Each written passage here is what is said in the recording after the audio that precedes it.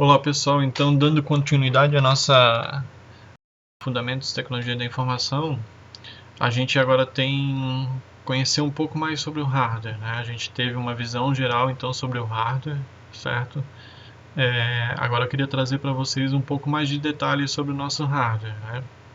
Então preparei um conjunto de slides, vamos dar uma olhada então, pessoal. O que a gente tem então? Aí primeiro nosso slide de costumeiro sobre nossos contatos, né? Quem precisar de alguma informação sempre entrar em contato através do e-mail, certo? Ou lá pelo nosso Classroom, os comentários, fórum de dúvidas, mensagem lá direta pelo professor. Então fiquem à vontade sempre para estar utilizando todos os canais aí possíveis, beleza? Conteúdo então dessa aula: falar um pouco sobre o hardware, processador, cache, memória RAM, hard disk, solid state drive, SSD e placa de vídeo. Quais são as partes então que a gente tem do computador? Primeiro a gente tem uma parte de hardware, né? Então os dispositivos físicos, tudo que é palpável, que a gente tem lá, dispositivo de entrada, dispositivo de processamento, e o software, que são nossas aplicações, nossos sistemas que a gente vai utilizar para fazer utilizar todo esse hardware, toda essa parte física que nos dá N possibilidades. Então posso ter lá meu desktop, posso ter lá a minha impressora multifuncional, posso ter minha impressora simples. Aqui só alguns exemplos de hardware possíveis, certo? Como software eu posso ter a minha página HTML, sim, a homepage da minha empresa também é um software. Posso ter um software lá para compactar e descompactar, posso ter pacote Office, PDF, leitor de imagens, rodar alguma música, então tem diversas coisas que são software. Diferença aqui, parte física, parte lógica, parte que eu não posso tocar, beleza? Hardware, então. Quais são os componentes básicos de um PC? Então, seria uma pergunta para a gente começar a pensar. O que pode ser básico de um PC? O que a gente tem tão importante num PC? Lembra que na aula anterior a gente já falou um pouco sobre sistema computacional, certo? O que seria um sistema computacional? Uma coisa que eu entro, outra coisa que eu processo e alguma coisa que eu tenho como saída. Bom, se eu pensar nas partes do hardware lá dentro do meu computador, o que eu tenho dentro do meu computador? Né? Então, o que eu tenho parte física para eu tocar? Eu tenho meu teclado, tenho meu monitor, tenho algumas coisas. Então, tem aqui uma legenda ali, uma foto que eu peguei lá do Google, certo? De um curso lá. Tenho lá, monitor, né? Tenho minha placa-mãe? Tenho meu processador, cadê meu processador aqui? Tá ali, processadorzinho, né? Aquele chipzinho lá do meio.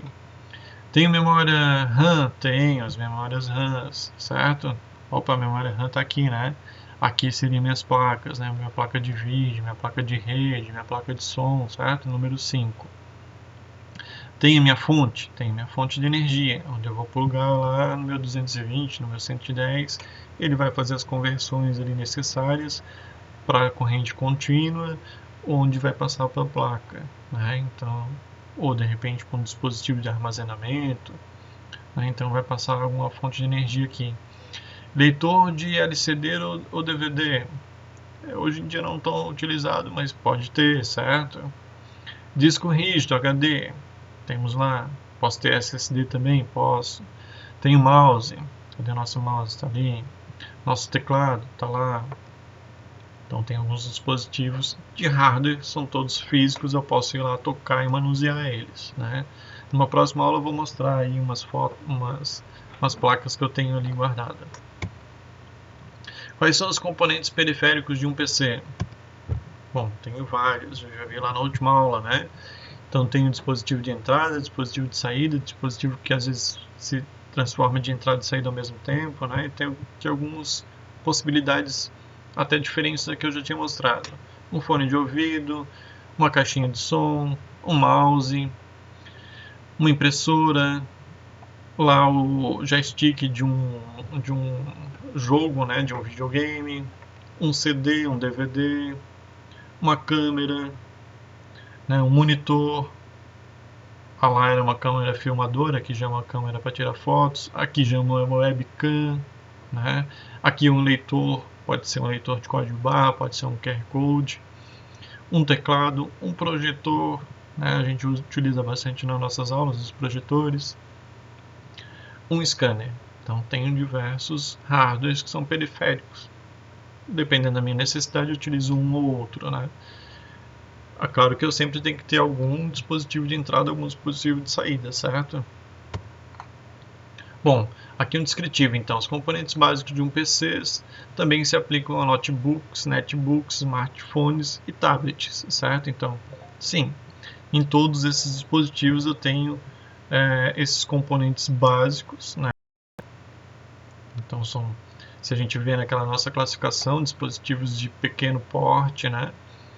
Sim, a gente utiliza. Né? Então, até no smartphone a gente tem coisas que eu vou tocar ali, entrar com algum dado para receber uma saída. Né? Então, a minha tela acaba funcionando como entrada e saída muitas vezes.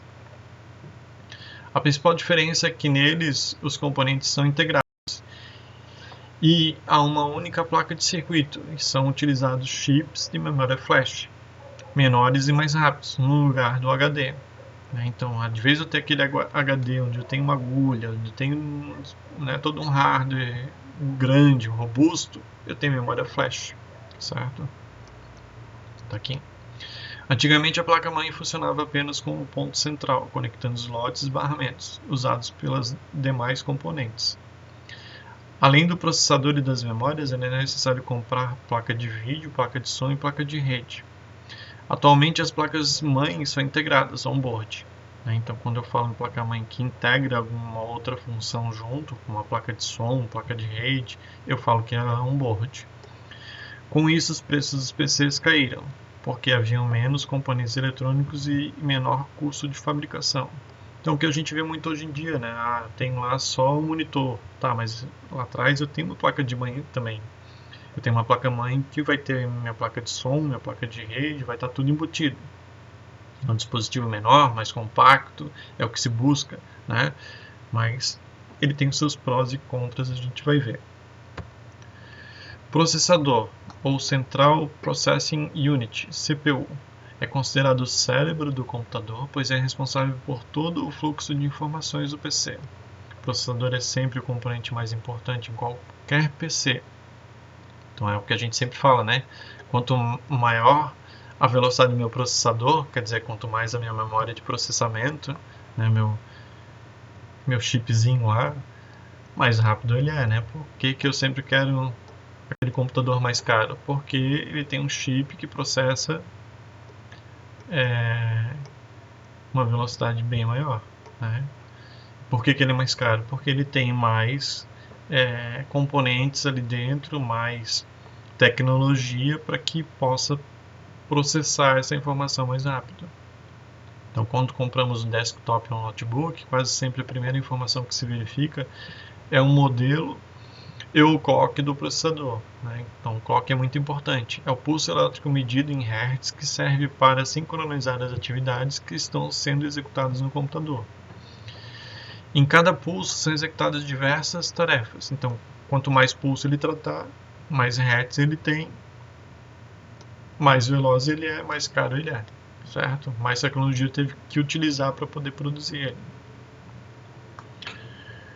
O processador, ou CPU, ele é formado por algumas unidades ali dentro, né? Então, tem ali uma figurinha que representa, tem o ULA, unidade lógica e aritmética, tem a UC, que é a unidade de controle, e tem meus registradores.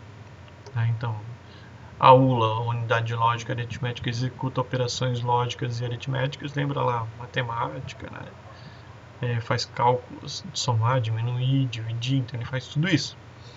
E tem unidade de controle que decodifica instruções, busca operações, controla a execução dos programas. Quer dizer, quem manda fazer aquelas contas é a unidade de controle, né? Ele recebe as instruções, decodifica e manda a aula trabalhar. Para isso eu preciso também de registradores, que vai armazenar os dados que ele não vai operar tudo de uma vez só, né? Então, o registrador faz isso, vai lá guardando aquele processamento ou botando numa fila, enfileirando de alguma forma, fazendo isso para que a ULA trabalhe, né? Então, a unidade de controle pode botar no registrador e o registrador mandar para a ULA. Então, sempre tem essa troca. Então, quanto mais registradores eu tiver, melhor, porque eu vou deixando as coisas lá para poder serem feitas. Tudo começou lá, lembra no nosso histórico, né? A gente já conversou um pouco sobre isso, certo? Que o processador 8088, criado pela Intel, usado no primeiro PC, que foi lançado pela IBM em 1981. Em seguida veio o 286 em 82 e o 386 em 85. O 386 pode ser considerado o primeiro processador moderno, pois foi o primeiro a incluir o conjunto de instruções x86 utilizados até hoje.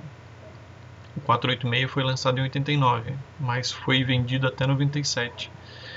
Perdurou por bastante tempo, né? Acabou. Por que disso?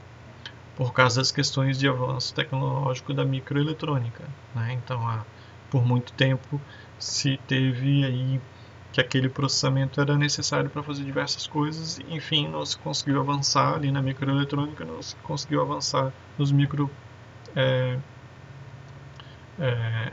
avançou-se, mas ficou muito caro, né, para o acesso, então acabou se utilizando muito ainda, então ficou por bastante tempo aí sendo vendido ainda o 486. Em 93 foi lançado o Pentium, mas levou alguns anos para se popularizar. Então, tá vendo? Ele foi lançado poucos anos depois, mas como era muito caro, foi difícil se popularizar. Em 96 foi lançado o Pentium MMX. Em 97 veio o Pentium 2, que usava encaixe diferente, sendo incompatível com placas mais antigas, porque não era só substituir também o processador, tinha que substituir a placa-mãe, que já gerava um custo bem alto. A AMD soube aproveitar essa oportunidade e desenvolveu o Cas6-2, com uma arquitetura similar ao Pentium 2, mas compatível com as placas antigas. Aí já começou a facilitar, utilizavam a placa antiga como base. Em 99 foi lançado o Pentium 3, em 2000 o Pentium 4. Com isso surgiu uma plataforma de computadores que trabalhava em frequência de processamento mais alta. Então, aí se conseguiu então avançar, Pentium 2, 3 e 4. Então, aquela questão de processar quantidade de hertz, né? Deixa eu ver onde está meu marcador, está aqui. Então, o Pentium 2 processava 233 a 450 MHz e o Pentium 4 já 1.3 a 3.8 GHz. Melhorou bastante com o Pentium 4. O processador então faz uma relação, né? Quanto mais alta a frequência do processador, maior será o consumo de energia.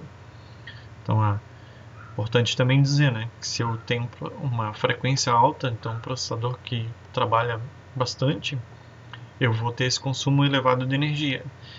E isso me gera calor, né? Então, por isso a dificuldade também de se produzir essa microeletrônica de uma forma que fosse acessível a todos, porque eu tinha que fazer resfriamento. Quando os processadores são resfriados com nitrogênio ou hélio líquido, podem funcionar com o dobro de potência. Só que isso é muito mais difícil, né? Eu resfriar com nitrogênio e hélio líquido. Principalmente se eu pensar em computador pessoal para todo mundo, né? Então, como é que eu vou fazer isso? Disponibilizar isso para todo mundo? Era uma questão um pouco difícil de se fazer. Então, quando o processamento do Pentium 4 aumentou, a Intel lançou o Pentium D Dual Core, tendo frequências de 2.8 a 3.2. Em 2003, lançou o Pentium M, derivado da antiga arquitetura Pentium 3, consumiu pouca energia e excelente desempenho, chegando a superar o Pentium 4 de 2.6. Os processadores Pentium M foram utilizados como base para a plataforma Core, Core 2 Duo, Core 2 Quad, e o Pentium 4 foi descontinuado. Core 2 é o termo usado para substituir a antiga plataforma Pentium. Core 2 Duo é um processador 2 núcleos de processamento. Já melhorou-se bastante, né? Antes eu tinha um núcleo só, agora eu já tenho 2 núcleos. E aqui, Core 2 Quad é um processador com 4 núcleos de processamento. Ele pode alcançar até 3.3 com cooler de ar até 4 e com cooler de água até 5. Né? Então, já foi possível cooler diferente, que processava, de repente conseguia lá manter refrigerado para não queimar meu processador, já conseguiria uma velocidade bem maior. Enquanto a Intel criou o Celeron, um baixo processamento e mais barato que o Pentium, a AMD criou o Duron, que era idêntico ao Atom, porém com menos memória cache. Os processadores 64 bits quebraram a barreira do acesso à memória RAM, que era de um máximo 4 GB. Então, para eu também poder utilizar aquela minha memória RAM, tinha um desenvolvimento um pouco diferente, justamente para a gente poder ter barramentos, né, que pudessem trocar aqueles dados entre o processador e a memória. Em 2010 a Intel lançou os processadores Core i3, né, que possuem 2 núcleos que apresentam pequenas diferenças de configuração de Pentium. A Intel lança também o Core i5 e i7, que utiliza a tecnologia Turbo Boost, que aumenta a frequência do processamento apenas quando ele está sendo usado.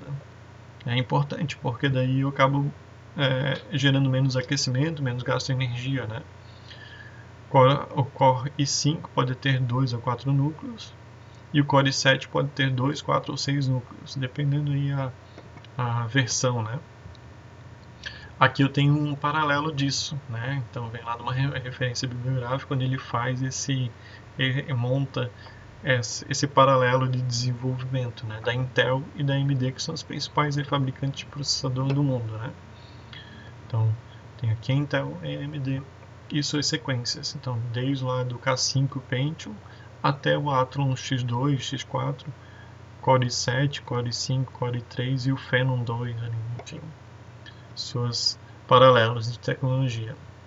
Seria isso então que eu tenho para a aula de hoje, certo? Falando um pouco mais sobre o hardware, a ideia na próxima aula a gente mostrar algumas placas, alguma coisa, mesmo que é por vídeo, mas a gente vai ver isso, né? E continuar então o nosso assunto, nossa aula. Beleza então, pessoal? Muito obrigado. Um abraço a todos, bons estudos.